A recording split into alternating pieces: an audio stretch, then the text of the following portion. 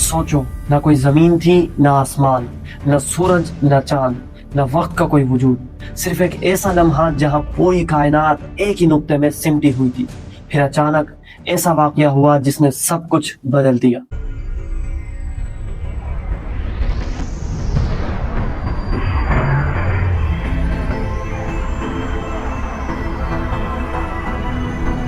अस्सलाम वालेकुम दोस्तों, मैं हूं सैयद उमेर और आप देख रहे हैं कुरान और जदीद साइंस सीरीज का एपिसोड 2। दोस्तों, आज की इस वीडियो में हम एक ऐसे सवाल का जवाब ढूंढेंगे जिसने इंसानी अक्ल को हैरान कर रखा है, और वो है ये कायनात कैसे वजूद में आई। क्या ये हमेशा से ऐसी ही थी या इसकी कोई शुरुआत हुई थी? दोस्तों, आज की इस वीडियो में हम इस मौजू पर जदीद साइंस का सबसे बड़ा नज़रिया द बिग बैंग थ्योरी देखेंगे और उसका मुवाजना आज से 1400 साल पहले नाजिल होने वाली किताब यानी कुरान मजीद के फरामीन से करेंगे। 20वीं सदी से पहले साइंसी दुनिया का यह ख्याल था कि यह कायनात हमेशा से ऐसे ही मौजूद है। फिर एक मशहूर जर्मन साइंटिस्ट एल्बर्ट आइंस्टाइन ने 1915 में एक जर्नल रिलेटिविटी दी। उस इक्वेशन के हिसाब से ये कायनात या तो एक्सपेंड हो रही है या कॉन्ट्रैक्ट हो रही है। लेकिन उस वक्त के सब साइंटिस्ट ये मानते थे कि ये कायनात स्टैटिक है, न बढ़ रही है और न कम हो रही है। इसीलिए 1917 में एल्बर्ट आइंस्टाइन ने अपनी इक्वेशन में एक नया टर्म ऐड किया, कॉस्मोलॉजिकल कांस्टेंट। ये एक तरह की ग्रेविटी को बैलेंस कर देती है और ये यूनिवर्स को स्टैटिक दिखाती है। लेकिन 1929 में माहिर फल्कियात एडविन हबल ने रेड शिफ्ट के जरिए ये साबित कर दिया कि गैलेक्सीज हमसे दूर जा रही है, ये कायनात एक्सपेंड हो रही है। जब ये सबूत मिला तो आइंस्टाइन ने कहा कि कॉस्मोलॉजिकल कांस्टेंट ऐड करना मेरी जिंदगी की सबसे बड़ी गलती थी, और एडविन हबल की इस थ्योरी ने साइंस की दुनिया में हलचल मचा दी।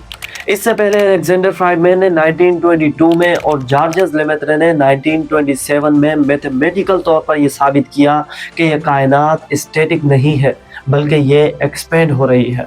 फ्राइडमैन और लेमेत्रे ने जब आइंस्टाइन की जनरल थ्योरी ऑफ रिलेटिविटी को कायनात के तमाम मैटर और ग्रेविटी पर लागू किया तो रियाजी ने जवाब दिया कि यह कायनात को या तो सिकुड़ना चाहिए या तो फैलना चाहिए, यह स्टैटिक नहीं रह सकती।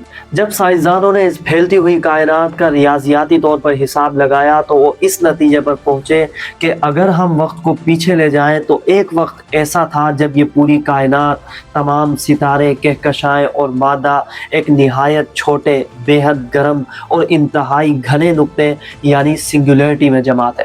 फिर 13.8 बिलियन साल पहले एक बहुत बड़ा धमाका या फैलाव हुआ जिससे वक्त, जगह और मादा वजूद में आए, और इसी थ्योरी को द बिग बैंग थ्योरी कहा गया। अब मामला संगीन होने जा रहा है क्योंकि अब मैं पेश कर रहा हूँ कुरान पाक की वो आयत जो बिग बैंग थ्योरी से तकरीबन 1400 साल पहले की बात है।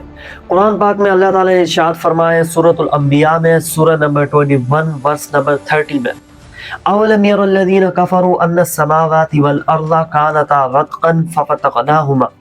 क्या इनकार करने वालों ने यह गौर नहीं किया कि ये आसमान और ज़मीन आपस में मिले हुए थे तो हमने इन्हें जुदा किया। गौर कीजिए, यहाँ पर लफ्ज़ इस्तेमाल हुआ है रत्क़न, जिसकी अरबी में माना है एक इकाई या फिर आपस में जुड़ा हुआ, और उसके बाद इस्तेमाल हुआ है फ़फ़तक़नाहुमा, जिसकी अरबी में माना है कि उनको फाड़ कर या तोड़ कर अलग करना।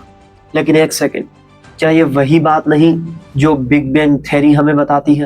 इसके अलावा कुरान पाक की दूसरी सूरह सूरह फुस्सिलत में आयत नंबर 11 में हमें कायनात की इब्तदाई हालत के बारे में अल्फाज मिलते हैं, जिसमें अल्लाह ताला ने फरमाया सुम्मा इस्तवा इलस समाई व हिय दुखान, जिसका मफहूम कुछ यूं है कि फिर वो आसमान की तरफ मुतवज्जा हुआ जो कि सिर्फ एक धुआं था।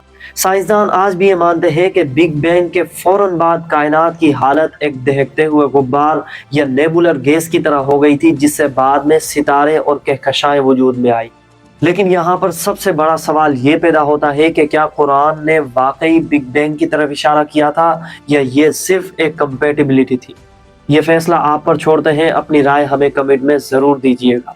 अगले एपिसोड में हम द शेप ऑफ अर्थ के टॉपिक पर कुरान और जदीद साइंस का मुवाजना करेंगे और देखेंगे कि नतीजा क्या निकलता है।